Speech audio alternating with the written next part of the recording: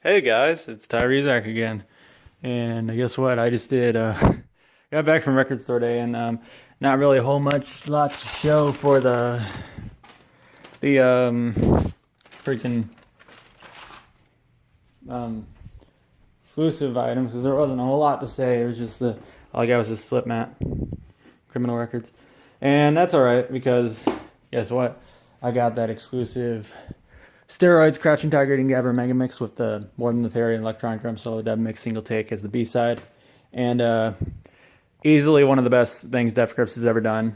And I actually think it's better than the album that followed it, Year of the Snitch. And anyway, so I also got Pink Moon by Nick Drake, The Moon in Antarctica by Modest Mouse, and Daydream Nation by Sonic Youth, a box set of that album. And so let's get down to it now. I was so lucky. I'll tell you why. So I'm gonna tell you a story. So we meant to head down at like 8 o'clock. I woke up at 7. I set several alarms. Only the last one woke me up. The 7:30 alarm. And I got up. My mom had this blistering headache. We finally left the freaking place at 9 o'clock. We arrived there at 10 o'clock. I waited in line for 2 hours until 12 o'clock, and I was so worried. I was thinking, oh my God, they're going to run out. They had 20 copies, though, which is a lot. Some people that went there only had like 5 or 2 or 1, even 1 copy, man. And luckily, my store had 20 because it's a fucking awesome record store. The Criminal Records, they're freaking awesome. They're probably the nicest one I've ever been to, and I haven't been to a whole lot. So I guess it's not saying much, but they are great. Now, anyway, so there was like 6 or 7 left. I got it, and people there were pretty nice. I also saw, so anyways, let's get into this. This is an EP they dropped out of the blue in 2017. It's kind of 8 songs. People consider it 7 songs, but it's only on a single track. None of the songs have official names, and it's this 23-minute like track, Megamix, whatever you want to call it. They dropped in 2017, and it has a lot of influence of Gabber music. And the title, I don't know what the Steroids thing means, but the Crouching Tiger, Hidden Gabber is a reference to a movie called Crouching Tiger, Hidden Dragon. And the cover they took is like a dragon and took it to a restaurant, like a mural on a wall or something. And the back is the cover from More Than the Fairy, featuring Les Claypool of Primus, the bassist and vocalist of Primus. And that's the cover for it.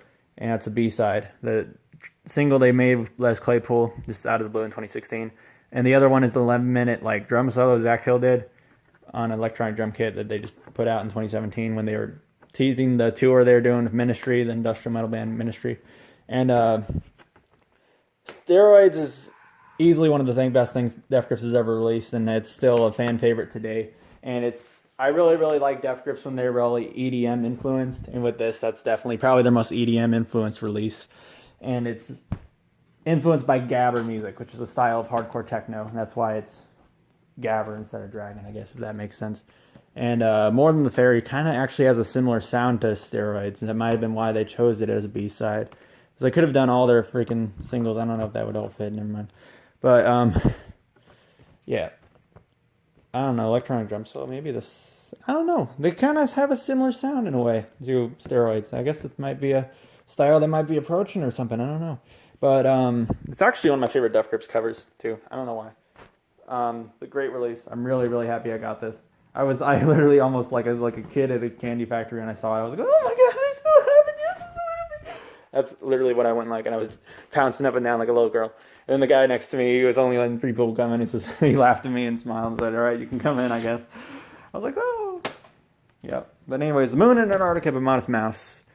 Probably my favorite indie rock band. This is probably my second favorite by them. My first is Lonesome Credit West. This is the album that came after Lonesome Credit West, and I think this is arguably their most popular release. And you can download it if you want.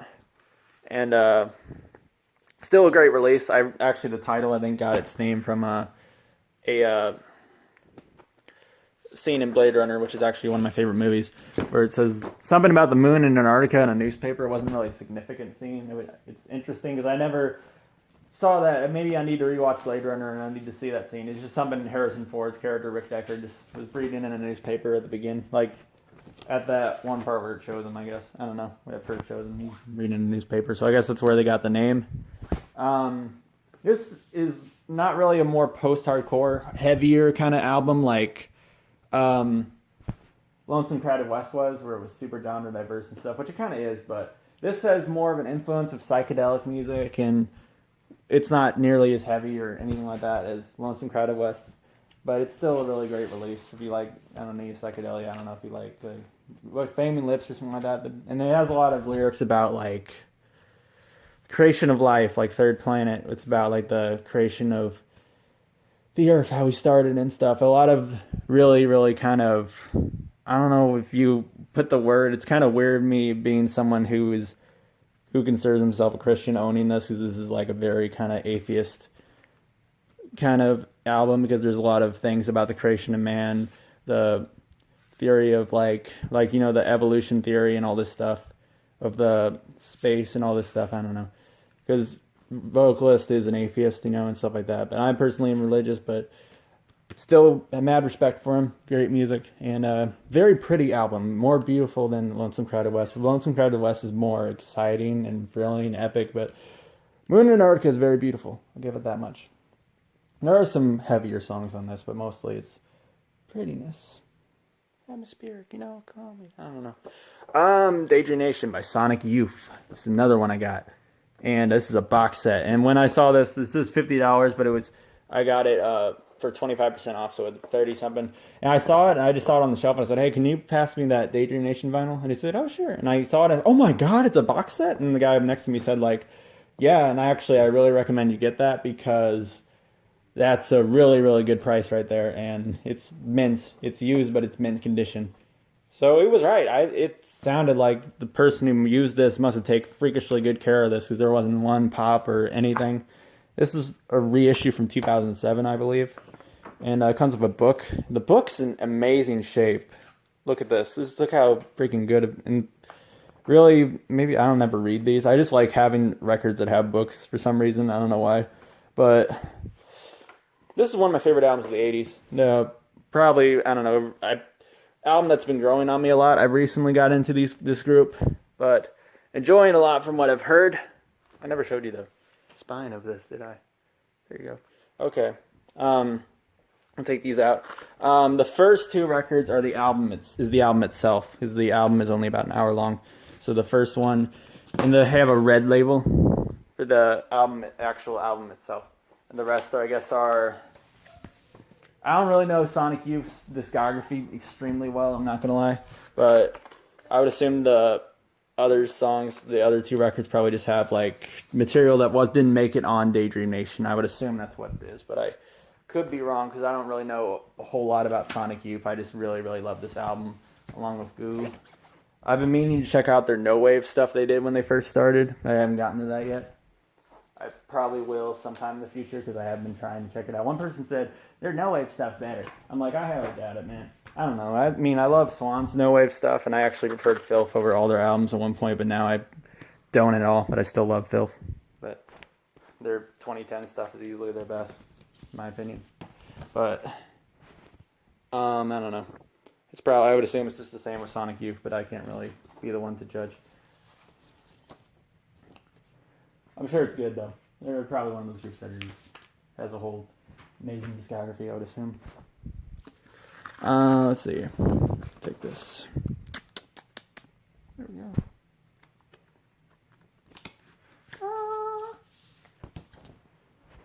What's the other one? Put that. And I got one more to show you guys. And, yeah, and also I already told you about the goodie bag, didn't I? Yeah, because they would have put out like a poster and I don't know, some other stuff. But unfortunately, they ran out of that, because finally arrived in the place at like 12 o'clock. So they already sold out of all those. Anyways, but Pink Moon, Nick Drake. If you don't know who Nick Drake is, I highly recommend you check him out. I didn't really care for this album at first, which a lot back in decade in the 70s he was from, didn't really care much for it either. I thought it was really boring when I first heard it. Now I just think the album's incredibly beautiful, soothing, calming, and the lyrics on it are just incredible. And he's interesting. Really sad life he lived, though. But he was a He was born in Myanmar, or Burma at the time, which is an Asian country at the time, was owned by England, and well, the United Kingdom. I mean, now the British Empire. So I do not know the whole history of it. I think his parents were maybe vacationing in Myanmar, or maybe they lived there for whatever reason, and then he was born there. So he was not Asian like most people, like nearly every single person in Myanmar is. Instead, he was a white male who have a British family, and then they moved back to England in a very small city. And he was, I think I heard grew up incredibly poor. He kind of was his whole life, and he didn't get really a whole lot of recognition. A lot of labels and critics didn't really take him seriously, and he was incredibly depressed over it because he thought he was an unrecognized, like gifted person, which he was, and he didn't get a lot of recognition for what he did. And this is his third and last album. I think he was planning on releasing something else, but unfortunately he passed away in his 20s. I think he may have committed suicide, but I could be wrong on that. But I'm sure that's highly possible. Now, after his death, though, he became incredibly significant in the singer-songwriter genre and is now considered one of the most influential musicians of the 70s, and one of the, arguably, some people even call him the greatest songwriter who ever lived, even better than Bob Dylan. And some people consider him a better songwriter than Bob Dylan. And I really love Bob Dylan. I don't know. Now, but yeah, a lot of people see his third and last album as his best. It's the one he's most known for. And I'll take this out. This is really cool. One thing that's interesting about this, it smells like it's old. I don't know how that sounds, but it smells like it has like a vintage, almost like it's from the 70s or something. And then this is just a design. It doesn't actually look like this. See? It's just a regular record, but it looks like it's all worn out. It looks like it's an old one, like from that decade it was from or something, which is interesting because it like has a imprint or something marked that looks like it was made by an older record in it or something. But this is one that's brand new, so it's interesting to do that. Because see, look, it's like, see, this is just it isn't actually like that, you know. That's interesting they did that. And yep, really is a legend of his. Really interesting musician too. One of the more interesting ones to learn about, considering he didn't come from a very populated area and was born in a country you never really hear any other music from. But that's kind of it. That's all I've gotten. Hope you guys had a great record store day as well. See ya.